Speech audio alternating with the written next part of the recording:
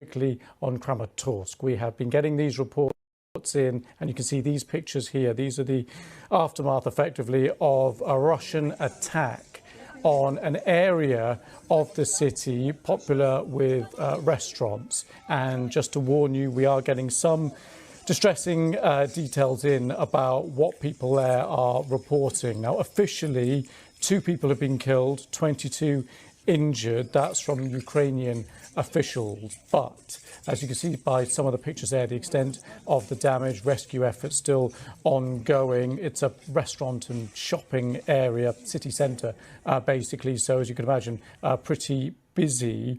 And there are reports of people being trapped under the rubble and the debris there. So this detail coming through in the last couple of hours. We'll be keeping across exactly any developments from Ukraine. Meanwhile, though, I want to take you to Russia and ask how President Putin has been dealing with the aborted mutiny over the weekend, of course. Well, today he spoke to the military. He thanked them for preventing civil war. It's not quite clear, though, how they prevented civil war, of course, because seemingly it was the Wagner group, those group of paid mercenaries, that turned around themselves in that aborted mutiny attempt over the weekend. With more details now, here's our Russia editor, Steve Rosenberg.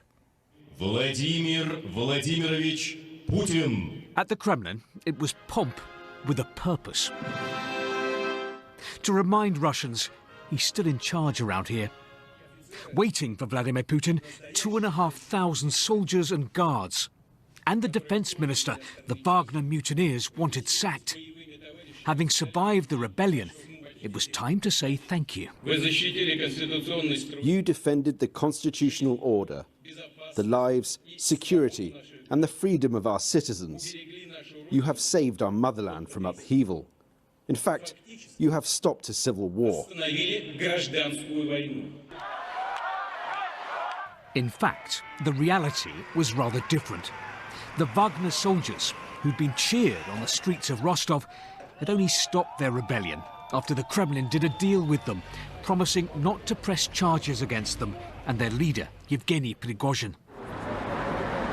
Still, Kremlin's spin is presenting this as a triumph for the president. The mutiny by mercenaries was a major challenge to Vladimir Putin's authority. But the uprising is over, and now the Kremlin is trying to change the optics to reframe what happened as a victory for the president and for Russia. But where is Yevgeny Prigozhin? Under his deal with the Kremlin, he agreed to leave Russia for Belarus. Today, the leader of Belarus, Alexander Lukashenko, said, yep, he's here. But in exile, could Mr. Prigozhin still be a threat to the Kremlin? Not if Vladimir Putin can help it. He's now suggesting that Russian investigators might probe the Wagner Group's finances. A less than subtle hint to the Wagner chief not to make trouble. The last few days have put him under huge pressure. Now President Putin's determined to show he's in control.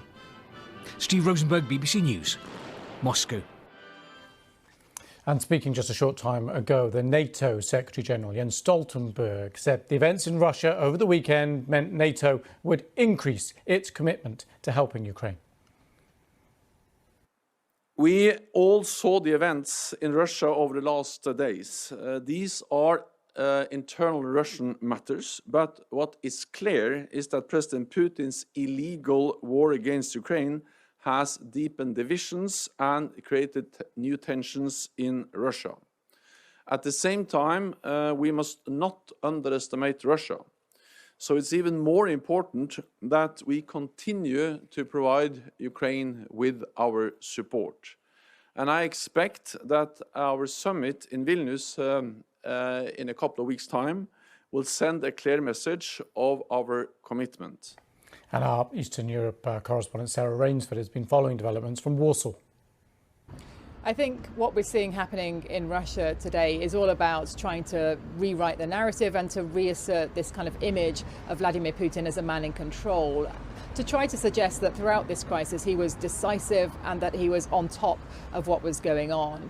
So we saw those images of him flanked by his security forces inside the Kremlin compound and thanking them for what he said was their heroic action during the events of the weekend, remembering the pilots who were actually shot down and killed during that march of the Wagner mercenaries on Moscow, although the circumstances of that are still unclear. So about, as I say, reasserting this idea that Putin is strong. At the same time today, we've been hearing a bit more about what's happened to Yevgeny Prigozhin. It's been confirmed by the Belarusian president that he has arrived in Belarus, that his plane landed this morning, and that he will be given somewhere to stay there. He's been told that he can bed down there for a bit if he wants to, and the Belarusians will essentially look after him, and indeed the same for any Wagner militants who want to follow and to join him in Belarus. What exactly they'll do there still isn't clear. Mr. Lukashenko talked about the idea that they could join the Belarusian army, the Belarusian defense ministry. I think one thing's clear, that he won't want an independent army, potentially a threat to his own power, being established in Belarus. We've also heard some very colourful details from him about his own mediation efforts during that crisis. I think most of that aimed at sort of bigging up his role and trying again to shore up this idea that Vladimir Putin was always the man in control. Well, Elisa de Carbonell is from the International Crisis Group, a think tank. Thanks very much for coming on the programme. Thank you for having me. What's your response, your thoughts then, watching Vladimir Putin today and his response? Oh, well, I think it's worth restating just how shocking the events were to Russians and to Putin, all the more so because the challenge came from one of his loyalists, a man so indebted to Putin for his career that he was known as Putin's chef, and then turned into Putin's war dog. So it's going to be hard for Putin's propagandists to turn this episode into something that can be easily blamed on the West or decadent liberals or gays or what have you, some of the narratives that we've seen over the last year. The shockwaves are going to really take some time to play out, but Putin must know that how he acts next and how allies and others in Russia do is going to be pivotal to his grip on power. So I think it's all about the lessons that we draw from this episode.